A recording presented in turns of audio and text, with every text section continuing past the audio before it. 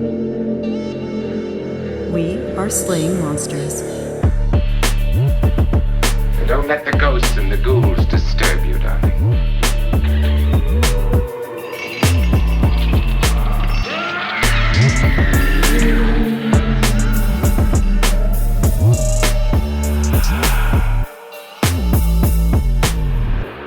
There's something about pretzels, like eating pretzels, that makes me think of animal crackers. Yeah. But I don't know what. Is it every kind of pretzel? No, just those thin pretzels. These like thin that. ones? Yeah. I don't know what. And animal crackers, not animal cookies. What's the difference? Animal crackers are the ones that are they're not as sweet. Animal cookies come in the box with the little handle. You are insane. No. They come in the box, and it's like the circus. Yeah, I know what you're talking thing. about. Yeah. Those are animal cookies. You're freaking insane. No, they're not. No, they're animal cookies. They're called animal crackers. No, they're animal cookies. I'm going to look this up. Wait a second. Wait a second. Okay, but what's your definition then of the animal cracker? Animal crackers come in the bear, the like plastic bear jug, and they're not as sweet. Animal crackers are closer to what I consider a biscuit. Okay. And animal cookies come in the cardboard box. It has the little string handle on the top. Yeah. I really think animal sometimes cookies are superior. We were born in different multiverses, and somehow you just forced your way into this one, the way that like Frank Reynolds forced his way out of that couch. Yeah, I am naked and screaming. I am Matt Prime from Universe 616. I know, where there are animal cookies. Oh, well, see, this calls them animal crackers, but they're totally animal cookies. Mm-hmm. Animal cookies is all right. I swear, animal cookies That's really is a funny. thing. Oh no! But on the box they call them crackers. They do. Oh my god! I know. I'm sorry. My life is a lie. Well, where you come from, they're probably called cookies in your universe, but in this universe, they're called crackers. Animal cookies. Animal cookies are something completely different, dude. They're not even bear. They're not even in the bear. No, they're not in the bear. They're not in the sideshow, or I guess it's not sideshow. The like train car box car. Yeah. Right. They're not in the car box. They're in a bag and they're iced. I know exactly what that is. Yeah. Yes. They have like the pink icing. Those are actually pretty good. I enjoy those. But that's an animal cookie, and an animal cracker is both the ones in the box and the ones in the bear. That's what I would put my life on. But there's a distinct difference between the bear animal crackers and the box animal crackers. Do you know why? I mean, probably sugar. Well, yeah, but they're just different brands. Well, one is like sure. generic, I think, and one is like Barnum and Bailey. Yeah, Barnum and Bailey are the box because they're like the circus ones. Yeah. Yeah. Anyway, speaking of a whole box of animal crackers, we are slaying monsters. I'm EJ. This is Matt. Hey, it's Matt. What's up? And we're going to talk about a whole box of animals, mostly lions, though. It's funny because not the lions factor into this, and the boxcar will actually factor into what we're going to talk about here today. Oh, perfect. Kismet. Synchronicity. Yes. It's all aligning. Yeah.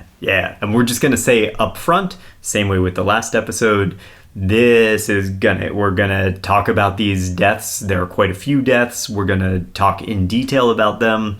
So if it's not the sort of thing that you want to listen to, you might want to skip this episode, and it's probably in your best interest to just skip this series altogether. Yeah. So when we last left John H. Patterson, he had just come across the decapitated body of one of the Ugandan railway workers. This poor man had been pulled from his tent during the night and literally torn apart by a pair of lions. Although clearly disturbed by the incident, Patterson crammed his feelings down deep, as only the British can do, and he made it his duty to kill the man-eaters. Now, remember that the Ugandan railway was being constructed to increase Britain's dominance in the region and disrupt the African slave trade, a practice to which Britain was staunchly opposed, despite being a major player actually less than a century before this, only about 60 years before this. Now, Patterson's current project was a bridge that spanned the Tsavo River. And the Tsavo River was a rare source of water in an otherwise dry, arid region here. Despite it being the beginning of the rainy season, hardly any rain fell for months that year. It was super, super dry. And it extended the dry season rather than segueing into the rainy season. Now, the night after the first attack, Patterson climbed a tree and he staked out the camp. He brought along his service rifle, a bolt-action Lee Enfield chambered with .303 rimmed cartridges. This was a relatively new rifle at the time, replacing the Martini Henry breech-loading lever-action rifles already in use.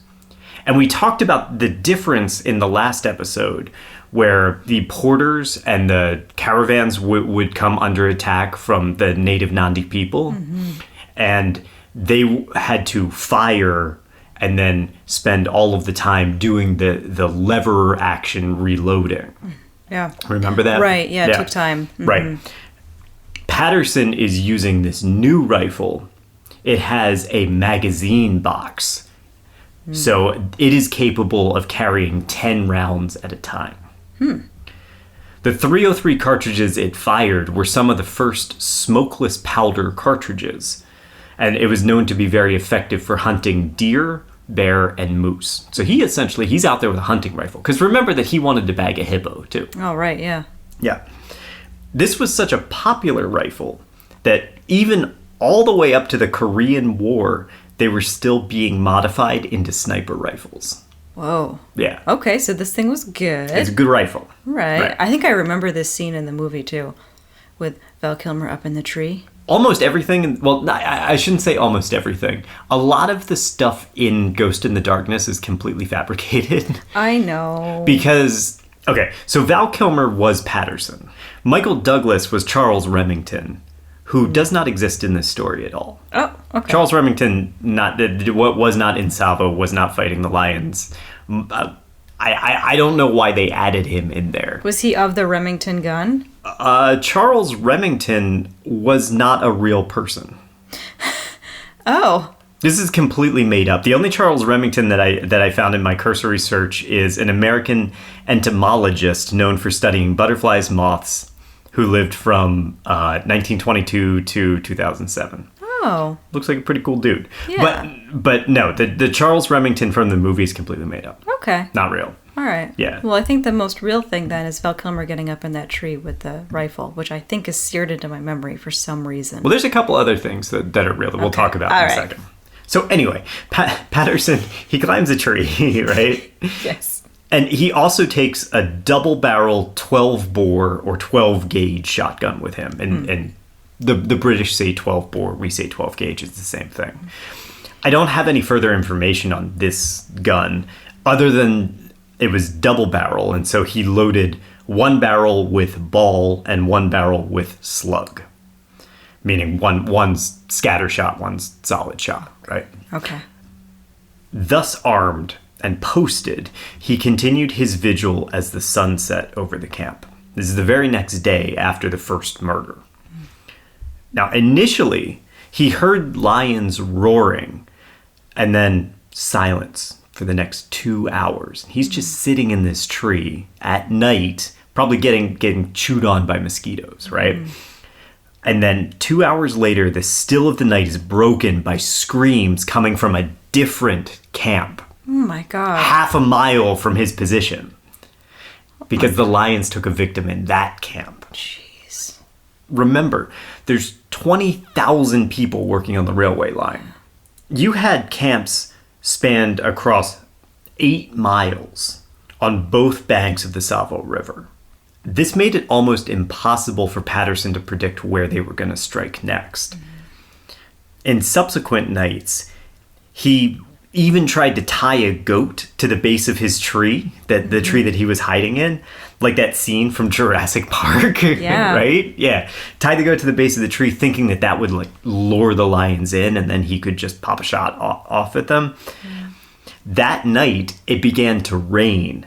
And he recalls sitting in the branches, for hours shivering and then hearing screams coming further down from another camp telling him that even tying the goat failed. Wow. Yeah. That's crazy. You'd think that they would want something super easy. I mean, the people sleeping is pretty easy target, but Right. the goat is pretty easy too. And so the goat is also more akin to what they would want to eat. Yeah. Generally, like man-eating is not a common behavior for lions. We'll talk about that a little later in this episode.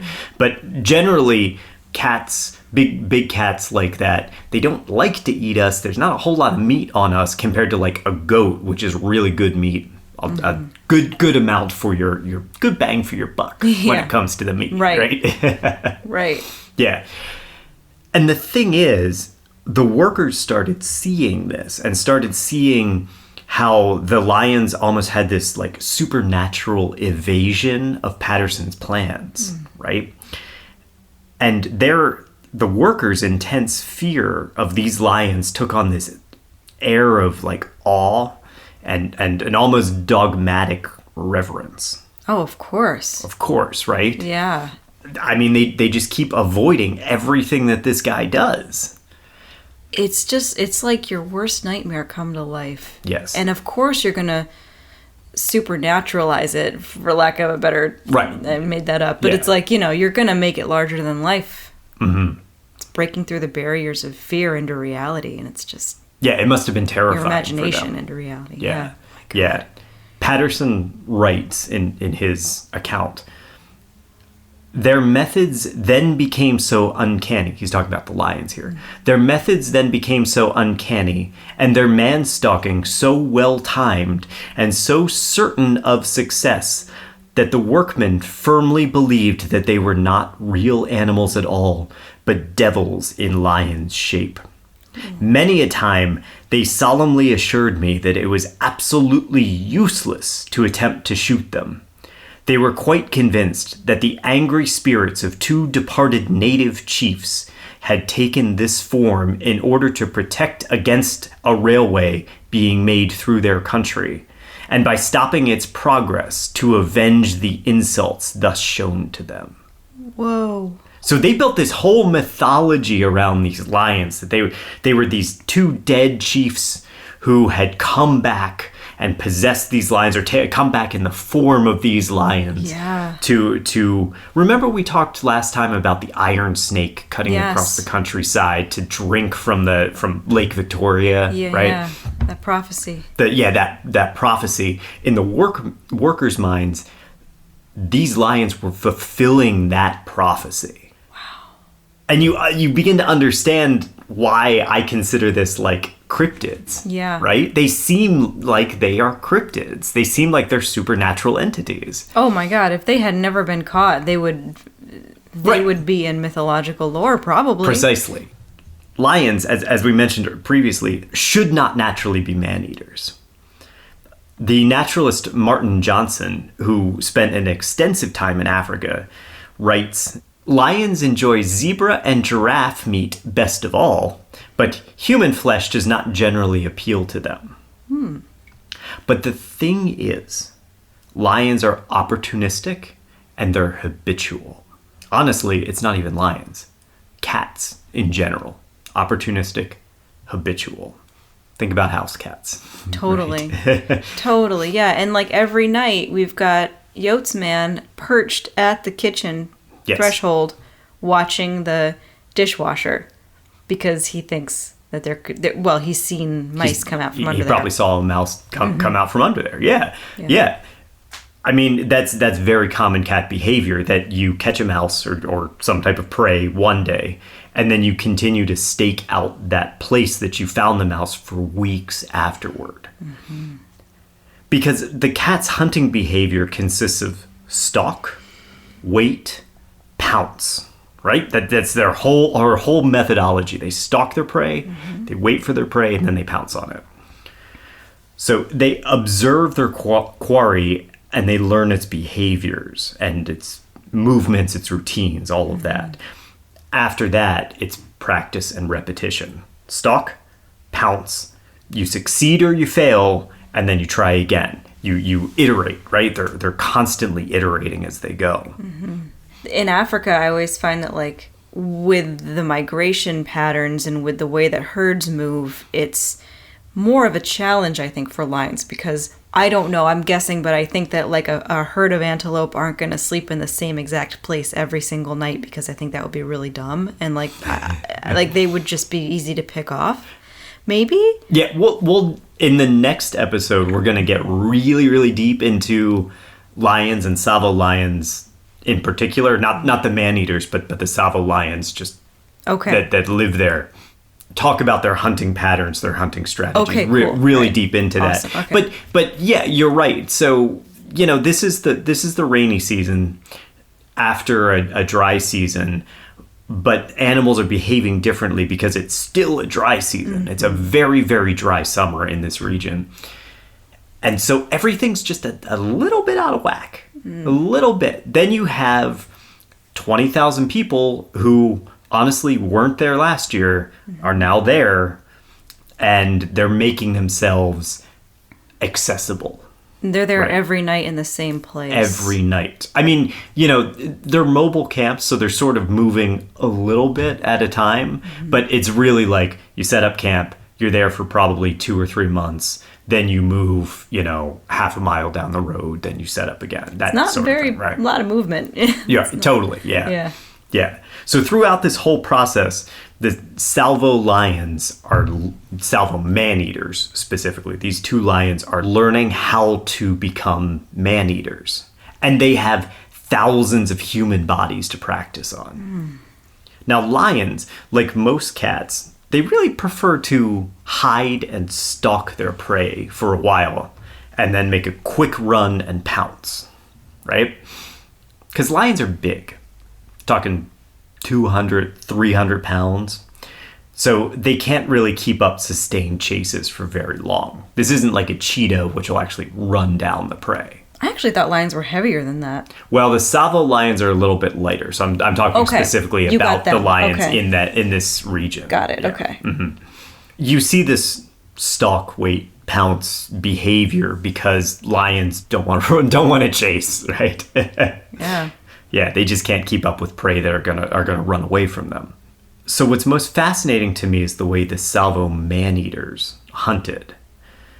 We tend to think of female lionesses being the primary hunters of the pride, right?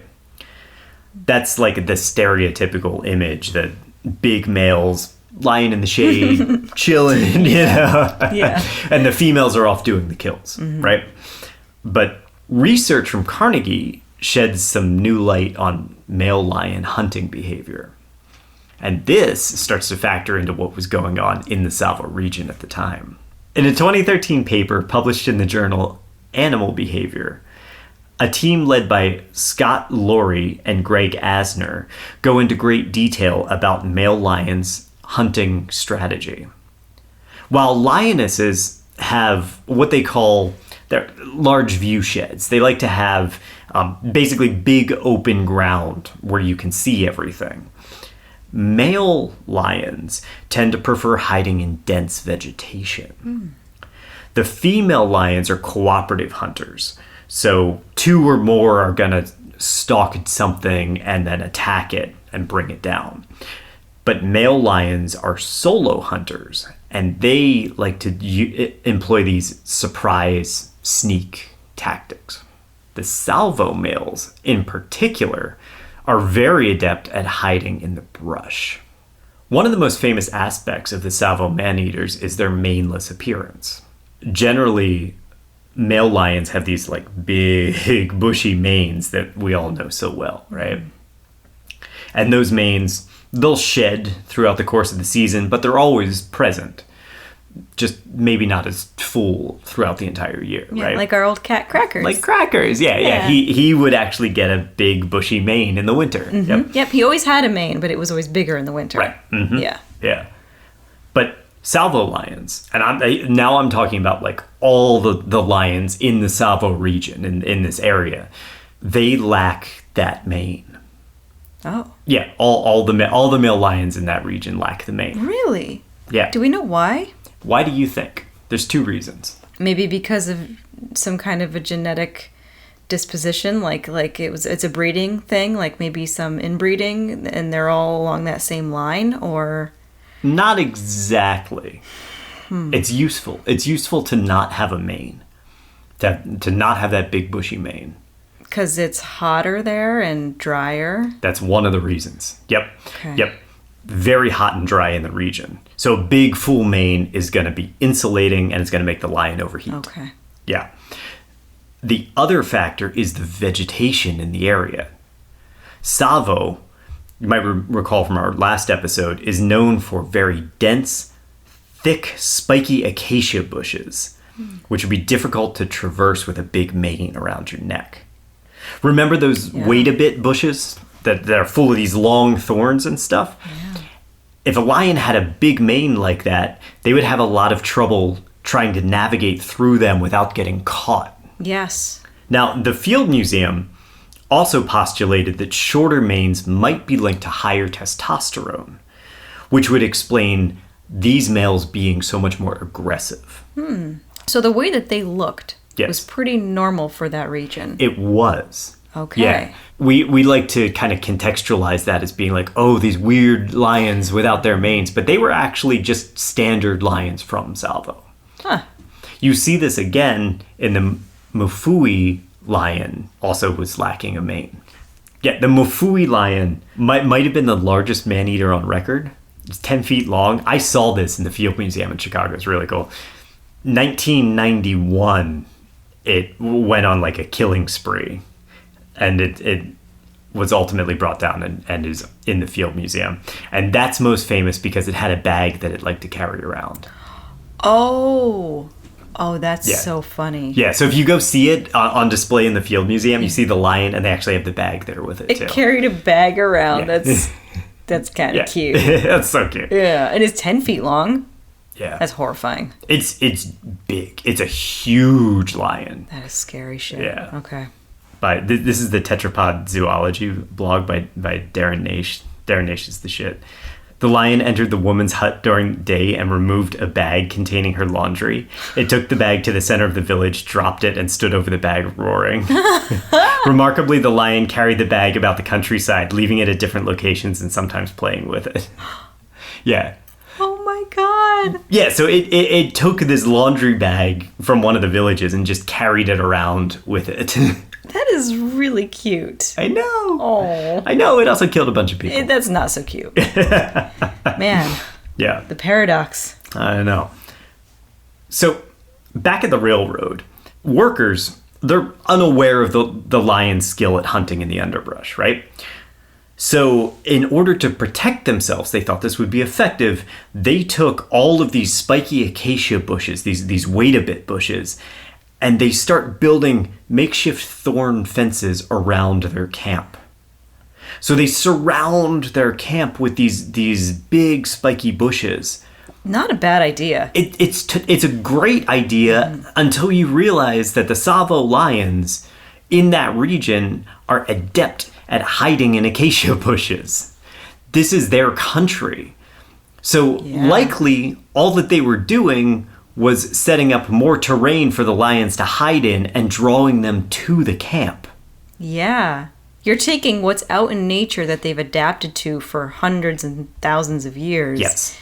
And putting it right where they need to be. Right. I mean, on its head, it sounds like a brilliant idea, but then if you think about like the biology of it, it's not at all. But I would think, like, if I were there, I'd be like, yeah, man, put a fence around it with acacia needles. That's brilliant. Yeah.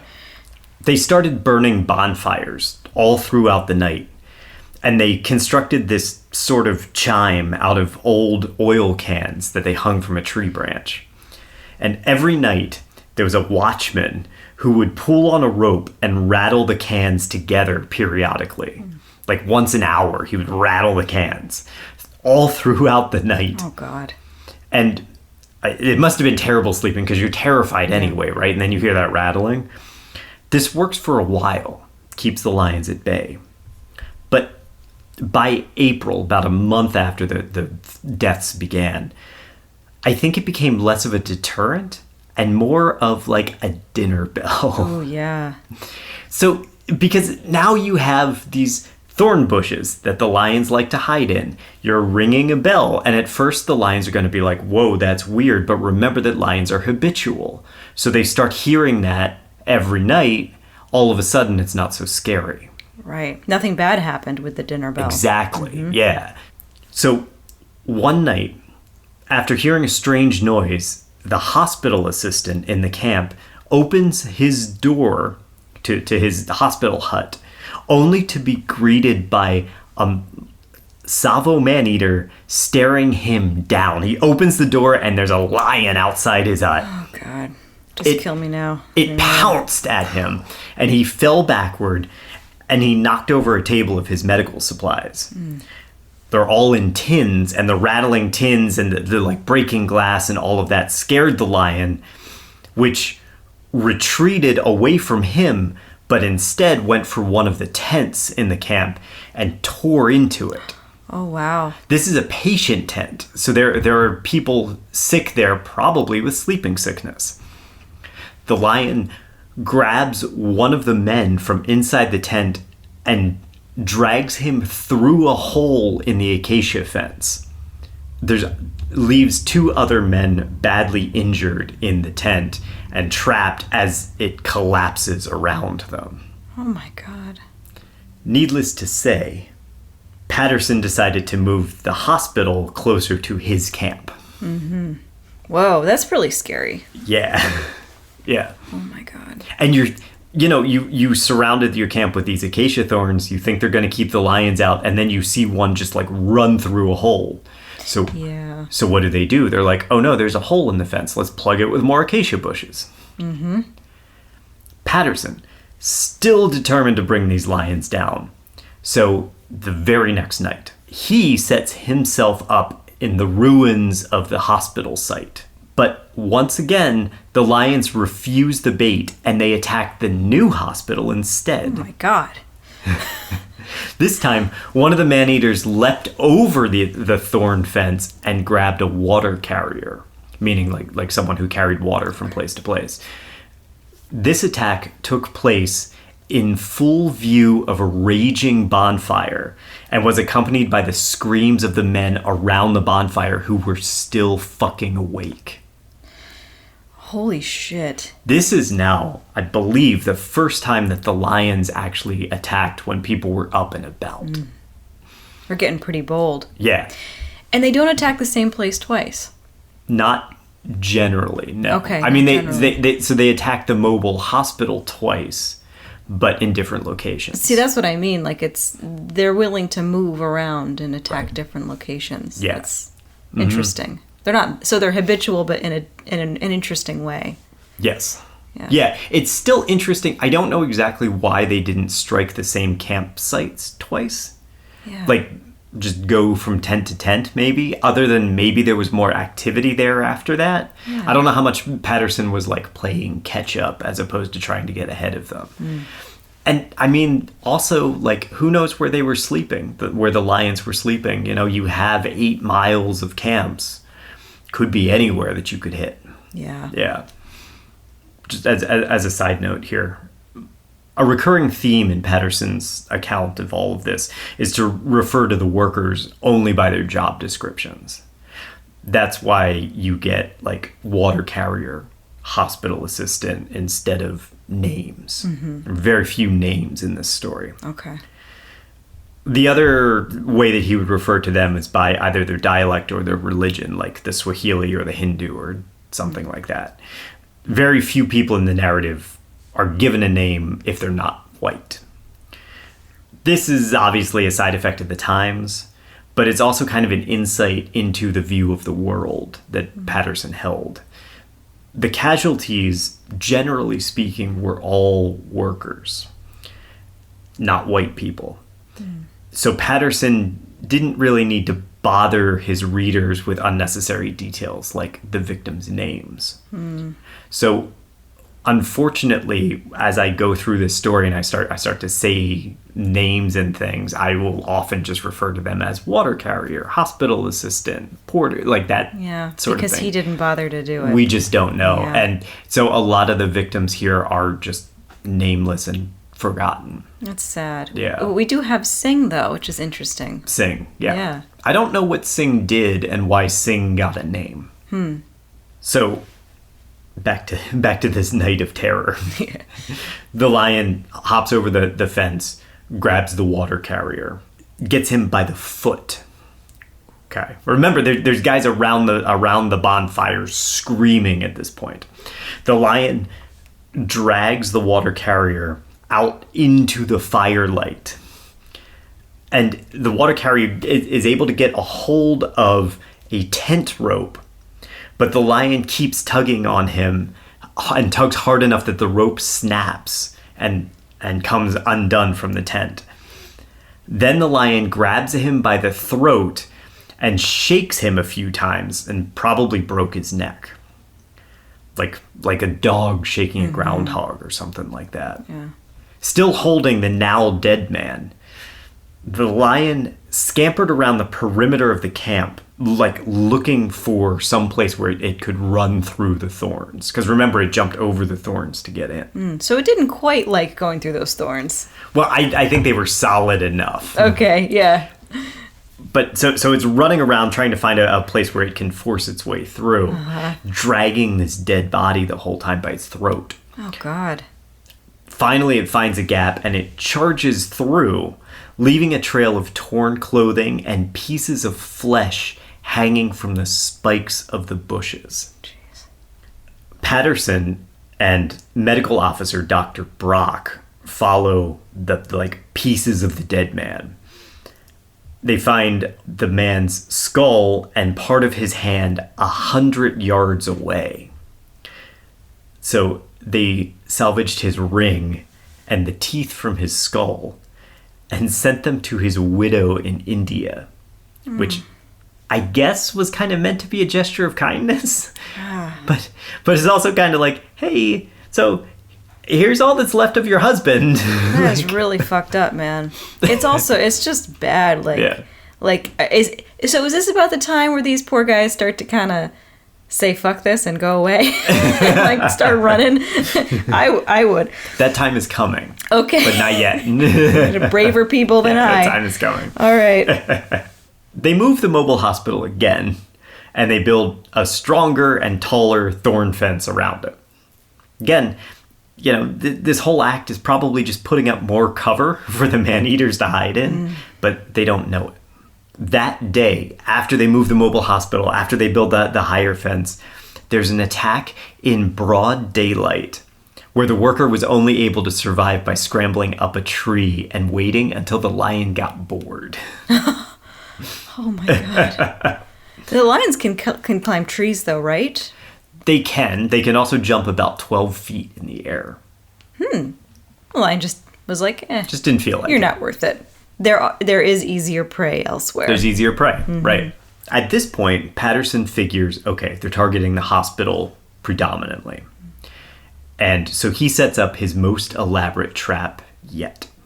After moving everyone out of the hospital camp, Patterson takes a couple cows, and he puts them in the hospital tent as bait.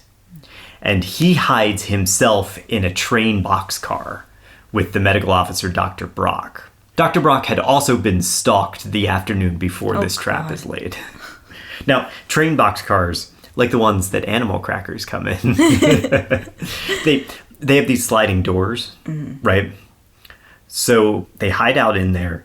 They slide one door just a little bit far enough that they can see out and get a gun through. And they wait 2 hours in the darkness. And as they're sitting there waiting, they hear thump, because the lion jumped over the fence. They wait, and then all they hear is silence. Patterson debates leaving the boxcar. Much braver man than I am. Yeah. But Dr. Brock convinced him to stay, and honestly, Dr. Brock probably saved his life by telling him to stay. Probably did. Yeah. Remember, there's a tent full of cows that the lion could very easily just break in and take a cow. But nothing is happening. And so after tense moments, peering out of this boxcar, staring at barely visible shapes in the darkness, this huge shape springs at the fucking train car. Oh my God. Patterson and the doctor fired, and the lion ran off, frightened by the noise, probably, and the flash of the gun, right? If they had been seconds later, the lion would have been inside the car, and they would have both been killed. Oh my God. Yeah. Damn. Yeah. So even though they had the easy prey of the cows, it knew Patterson and the doctor were there, and it attacked them instead. Wow. It really didn't like anything but people. Right. They had chosen to eat people exclusively. Yeah. The following morning, they find Dr. Brock's bullet mere inches from a lion track, meaning that he just barely missed.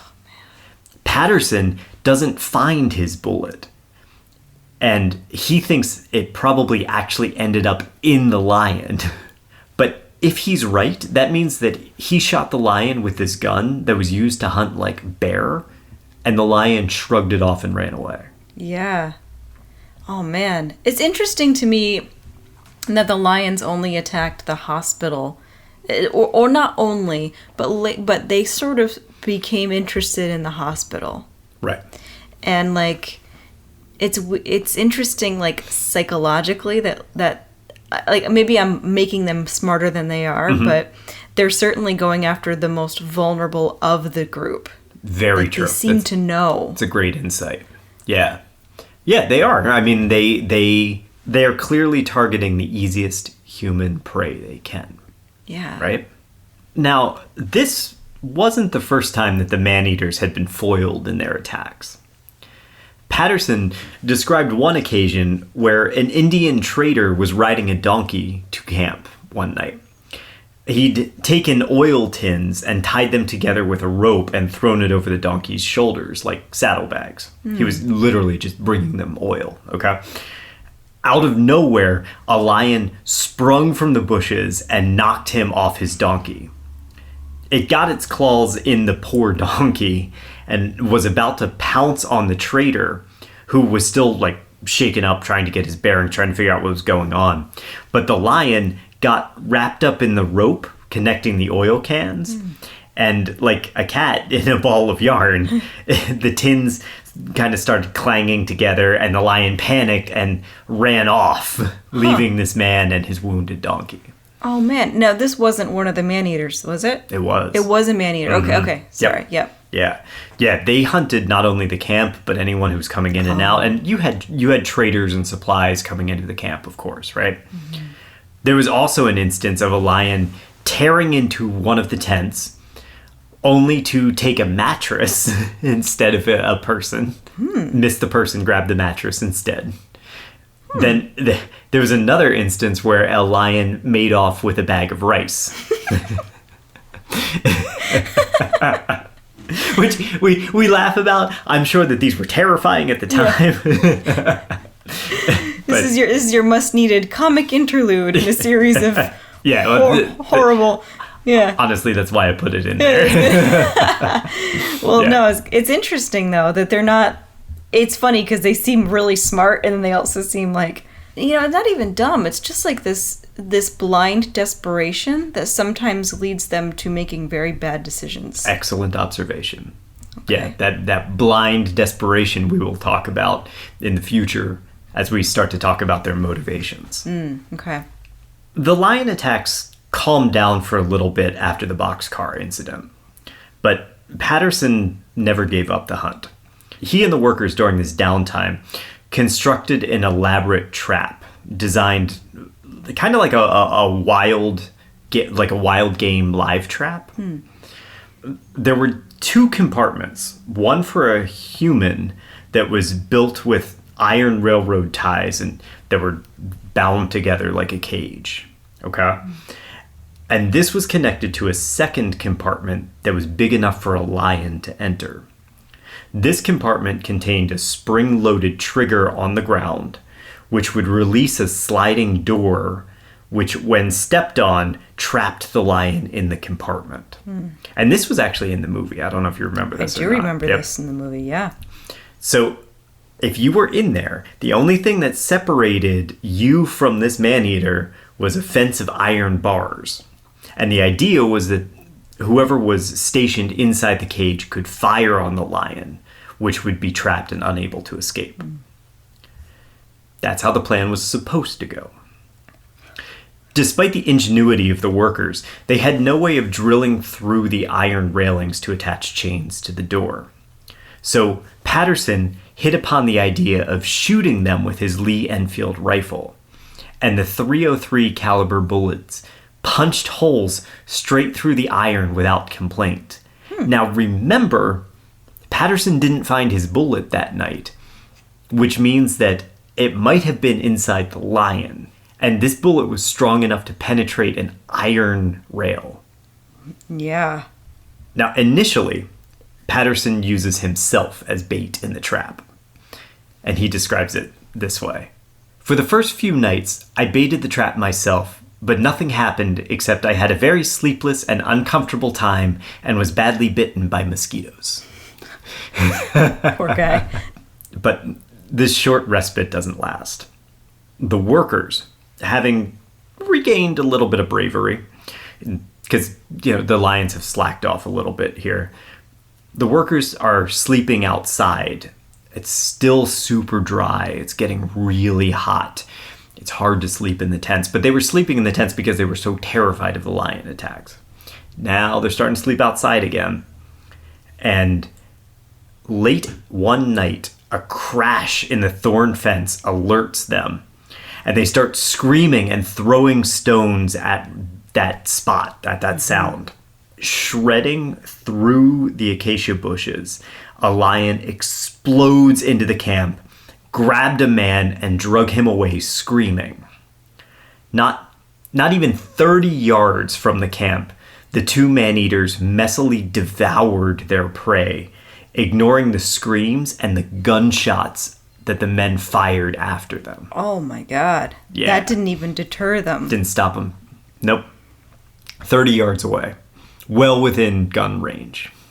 Almost as if this kicks off like a second season, the attacks resume. And there's a terrifying new feature now. The lions have now learned how to sneak through the thorn fences. So every night, Patterson's staking out with his firearms, but no avail. He says, I have never experienced anything more nerve-shaking than to hear the deep roars of these dreadful monsters growing gradually nearer and nearer, and to know that someone or other of us was doomed to be their victim before the morning dawned. Once they reached the vicinity of the camps, the roars completely ceased, and we knew that they were stalking their prey. Shouts would then pass from camp to camp. Beware, brothers, the devil is coming. Agonizing shrieks would break the silence, and another man would be missing from roll call the next morning. Holy crap. Yeah. Oh my God. Nightly. Nightly. Oh, they attacked every night? Yeah. It's you don't think about it a lot, but I think that in this case the silence is gotta be the worst, most scariest part of this. Well, he talks about this, how you hear them roaring. Yeah. Which we've actually heard in Africa. You hear the lion's sound. It's not a roar so much as like... Well, we heard right? them when they were stalking us. Yeah. When they were coming up on us, yeah. And then you hear that coming in, and then you just hear silence. But you've heard them roar, so you know that they're fucking out there. Yeah. And then they're getting close. You don't hear them anymore, and you're like, shit, someone's going to die tonight. Right. It could be me. The lions seem to almost mock Patterson's efforts.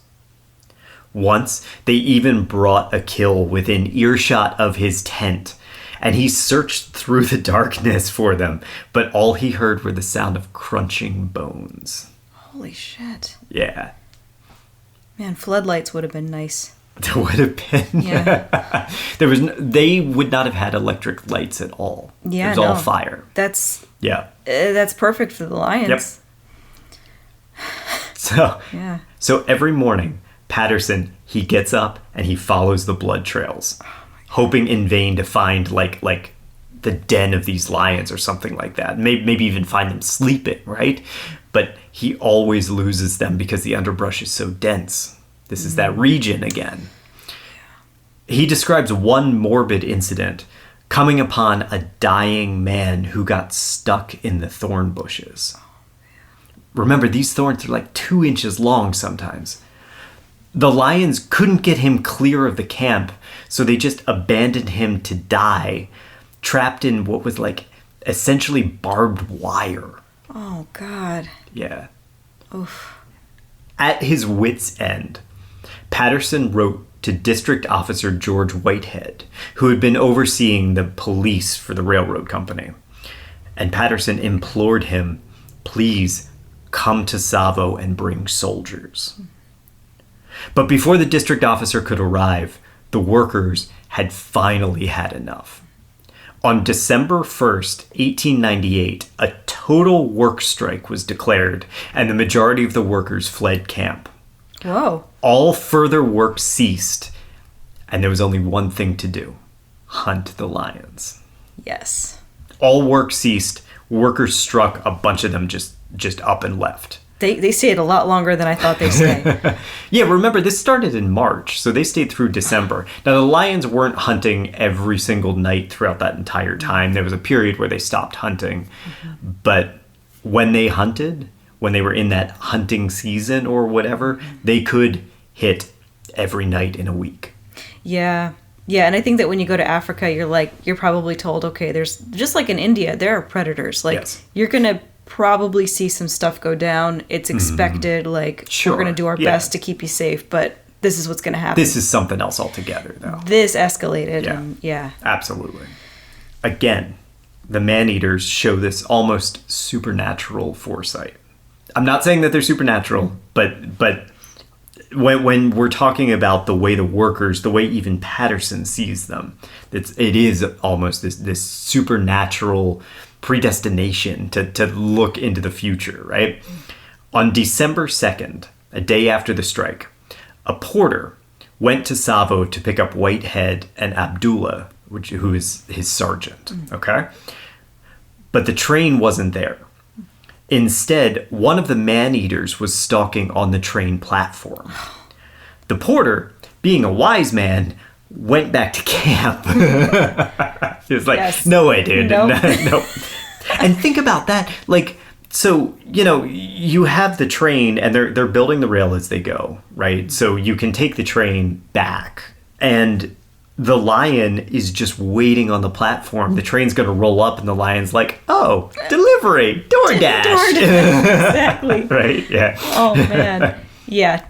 So Whitehead didn't arrive that day at all. And that night, Patterson again posts up in his tree. He's a little bit concerned. What happened to George Whitehead? He should be here, right? That night, he hears this familiar munching of the lions as they're devouring a kill. But his camp, totally undisturbed that night. This struck Patterson as strange because the lion attacks had always been, you have like an uproar. But this night, totally quiet. He was able to spot the lions' glinting eyes in the darkness, and he tried to fire on them. But they merely picked up their kill and relocated, like annoyed but unharmed. Right. The following day, George Whitehead arrived at camp with his retinue of soldiers, but without Abdullah, his sergeant. Whitehead showed off scratches on his back and described how they'd been forced to arrive late and had been attacked. The lion knocked him over, and he was only able to escape by firing his carbine rifle, most likely a magazine-fitted Lee Enfield.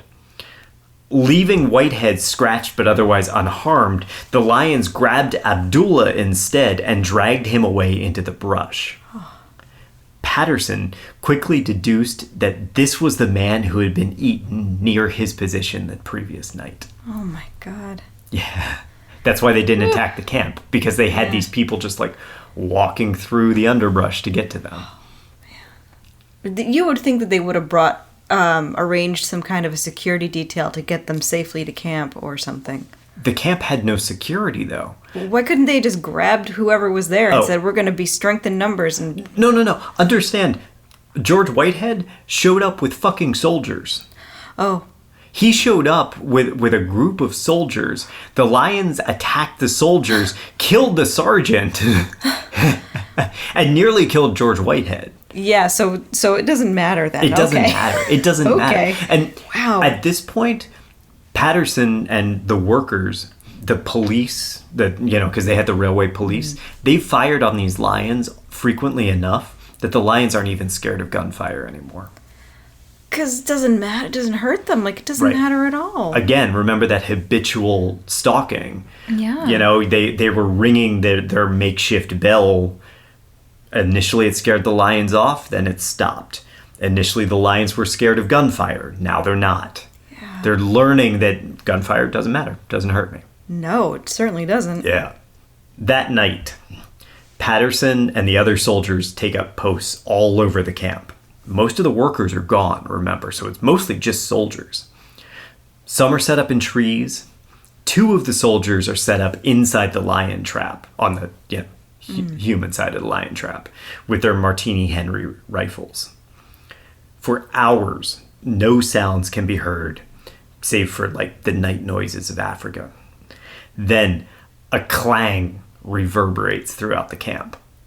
The door to Patterson's trap had finally been triggered. The station's soldiers swarm on the place, and Patterson himself is gloating. We finally got one. He writes, "At last, one of the brutes is done for." And all of these soldiers race to this spot.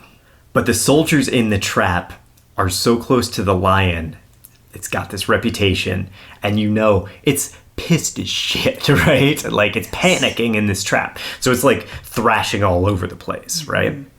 The soldiers panicked. First they screamed, then they bring their rifles to bear and they fire. Now, remember that these 2 compartments are adjacent to each other, separated just by iron bars, right? Mm-hmm.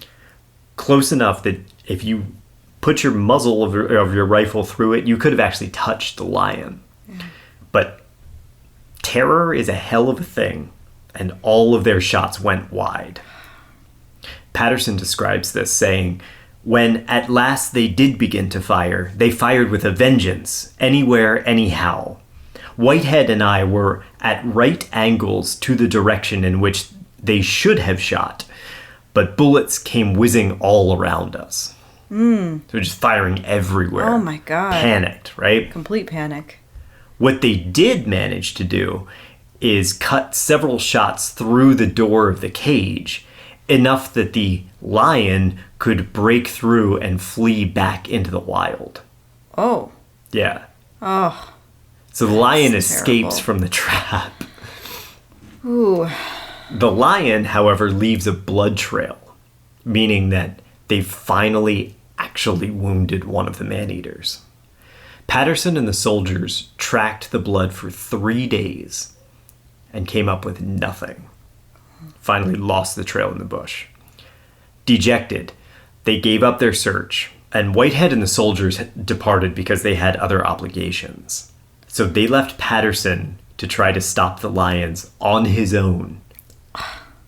What obligation is more important than this? I don't know.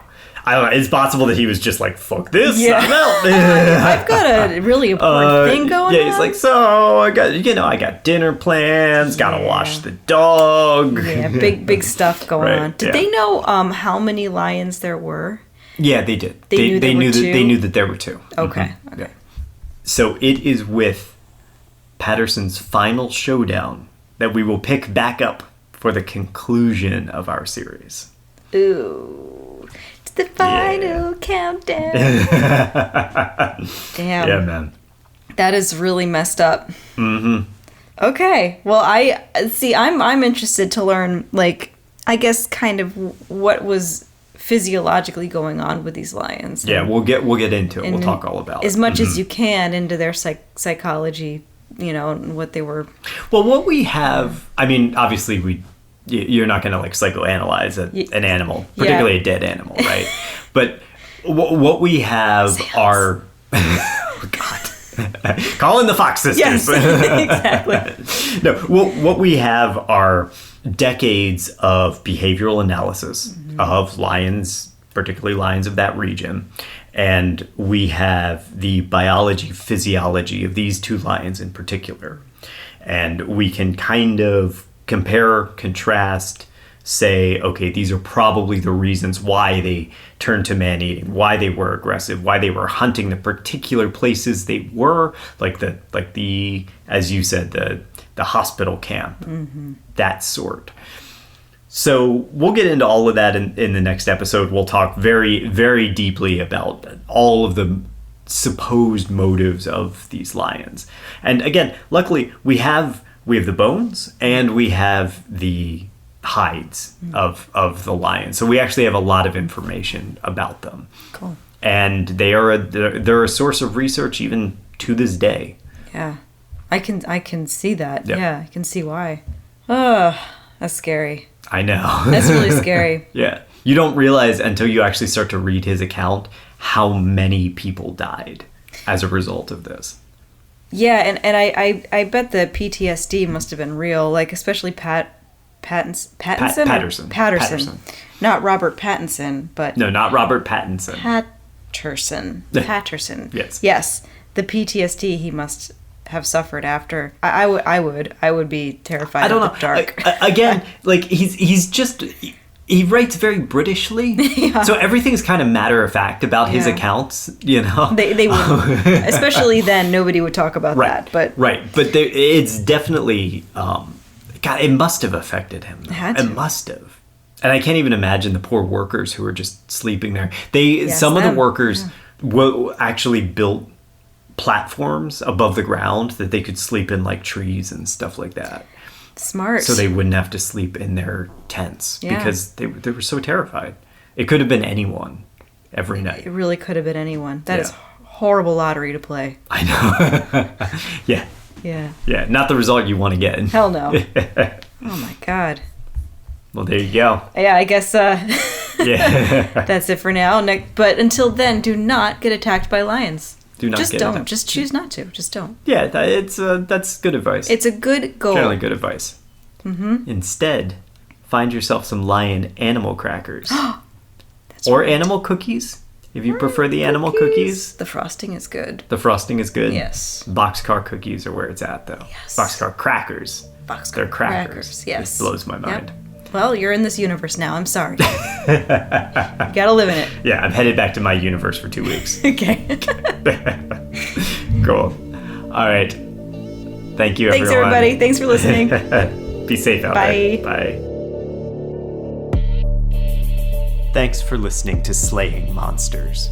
If you like the podcast and what we do, please share it with others or leave us a rating and review.